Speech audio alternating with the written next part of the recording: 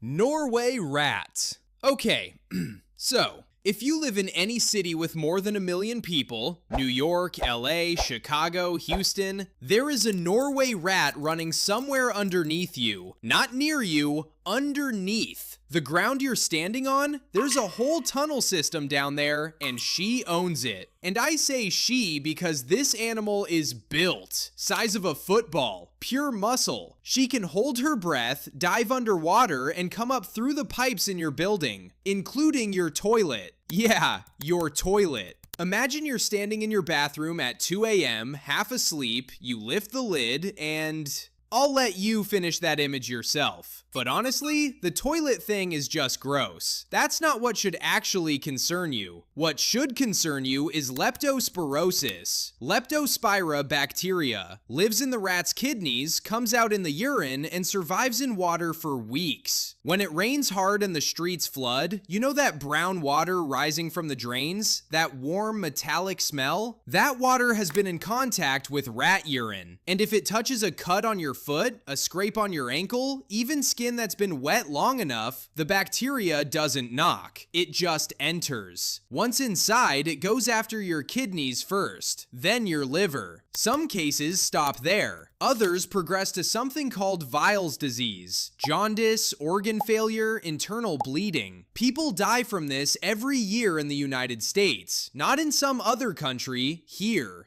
The rat doesn't attack you, it just seasons the water, and you walk through it. So when the streets flood, cover any open cuts. That's it. Stupidly simple defense against something that kills. Deer mouse. Look at this thing. Reddish brown fur, white belly, big dark eyes. Adorable. Genuinely adorable. That's the problem. This mouse lives in exactly the places you go to relax. The cabin, the hiking trail, the shed behind your parents' house. And as it goes about its business, eating, nesting, doing mouse things, it leaves droppings in the dry leaves, under the logs, in corners of places that haven't been opened since last summer. With time, that dries out, becomes dust. Fine, barely visible dust. And then you show up with your rake, your broom, your good intentions, and you start cleaning. The dust rises. You breathe in. That's it. That's the whole story. You didn't touch it. You didn't see it. You just breathed. That's the entire delivery system for Hantavirus. Hantavirus pulmonary syndrome. No treatment, no antiviral, no specific cure. Once it's in your lungs, medicine manages symptoms and hopes your body figures it out. The mortality rate in the United States sits around 35%. 1 in 3 people who develop full symptoms don't survive. It starts feeling like the flu, fever, muscle aches, fatigue, normal enough that most people wait it out at home. And then, around day 4 or 5, your lungs start filling with fluid. You try to take a deep breath and it just doesn't fill. Like something is pressing on your chest from the inside. That feeling escalates fast. Hours, not days. You didn't touch the mouse. You didn't even see it. You just walked into a space it had been living in and breathed the air. Wet everything down before you sweep. Dry dust floats. Wet dust doesn't.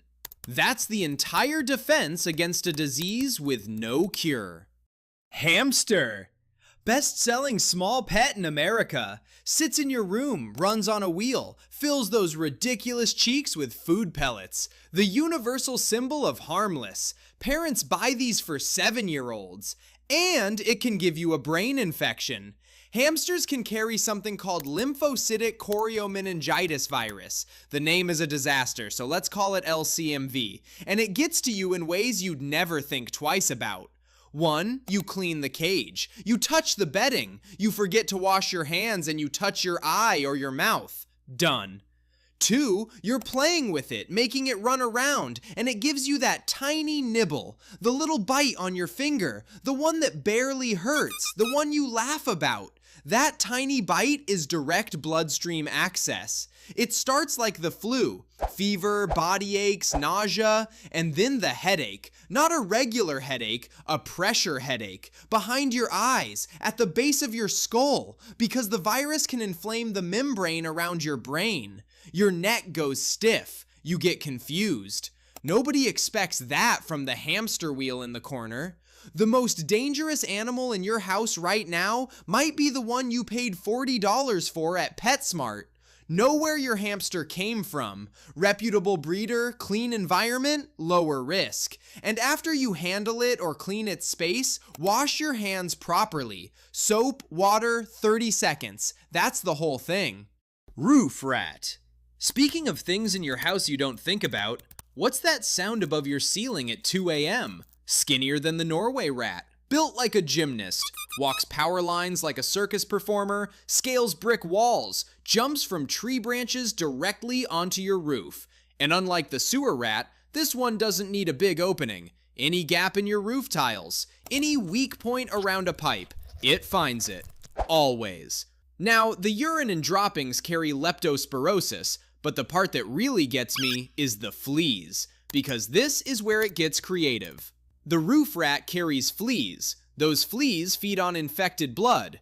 When the rat dies or moves close enough to you, the flea jumps hosts, lands on you, bites, and in that one moment, it releases bacteria directly into your bloodstream. Yersinia pestis. That's the plague. Bubonic plague. The thing that killed a third of Europe in the 1300s, still active in the United States. Arizona, New Mexico, California report cases every single year. Small numbers, yes, but not zero. The flea doesn't care that it's 2026. The mechanism is identical. The rat is the reservoir. The flea is the syringe. You're just the next appointment. Oh, and while he's up there, he chews through electrical wiring. When your lights flicker for no reason, when an appliance dies without explanation, sometimes that's him, just being him. You hear scratching in the ceiling? Get someone to check it. Seal any gaps around your roof line before one rat becomes 12. House mouse. This is Mickey Mouse. This is the awe animal. Tiny, curious, those big round ears and little black eyes, and it specifically chose your kitchen as its home base. The house mouse is small enough to go everywhere. Behind the fridge, inside cabinets, across your counter at 3 a.m. while you're asleep. And as it moves, it leaves a trail. Urine, droppings, saliva, fur. On surfaces you cook on dishes you eat from, on that loaf of bread you left on the counter. You wake up in the morning, grab a piece of bread, make toast. You're consuming whatever walked across that bag overnight. That's salmonella. That's leptospirosis. And if the dried droppings turn to dust and you sweep without wetting them down first, that's potentially Hantavirus, the same thing we talked about with the deer mouse. 3 completely different disease pathways from one animal the size of your thumb.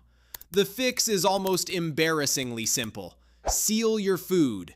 Every open package goes in a container. Bread bag clipped tight or in the fridge. No crumbs left out overnight.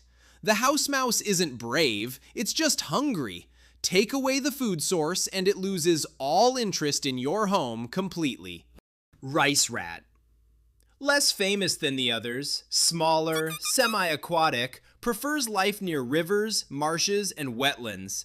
You've probably never thought about this animal once in your life, but if you have a cabin, a storage unit, a barn, or any property that sits closed for months at a time, this rat has almost certainly been inside it.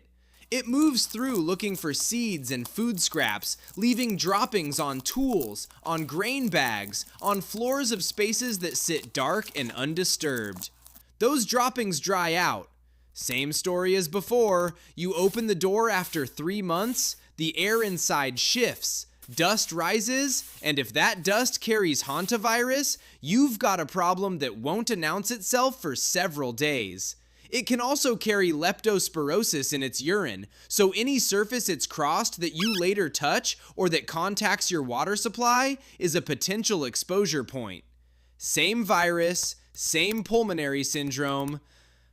Same absence of a cure.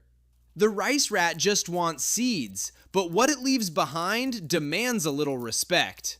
The fix.